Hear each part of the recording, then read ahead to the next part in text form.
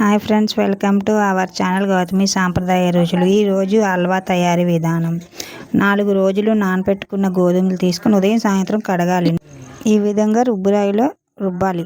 రుబ్బిన తర్వాత బాగా గ్రైండ్ అయిన తర్వాత వాటిని వడకట్టి వాటి పాలు తీయాలి. గోధుమ పాలు తీసుకున్న తర్వాత వాటిని మళ్ళీ ఇంకొకసారి ఆ వడకెట్టిన మిశ్రమాన్ని మళ్ళీ ఇంకొకసారి రుబ్బుకొని వాటి పాలు తీసుకోవాలి. ఈ విధంగా వడకట్టాలి. వడకట్టిన పాలు ఒక పావు గంట సేపు, ఒక అరగంట సేపు పక్కన పెట్టాలి. పెట్టిన తర్వాత బెల్లం, జీడిపప్పు, బాదం పప్పు తీసుకోవాలి.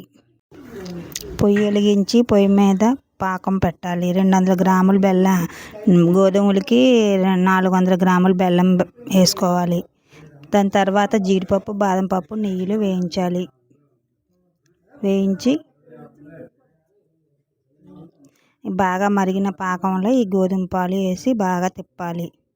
అలా తిప్పుతూ ఉండాలి.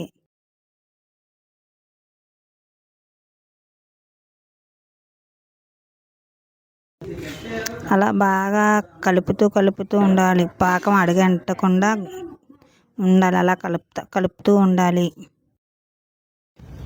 కలుపుతున్న తర్వాత అలా నెయ్యి వేయాలి. నెయ్యి వేస్తూ కలుపుతూ అలా కలపాలి. బాగా కలుపుతూ బాగా దగ్గరికి అయ్యే వరకు అలా కలపాలి. కలిపిన తర్వాత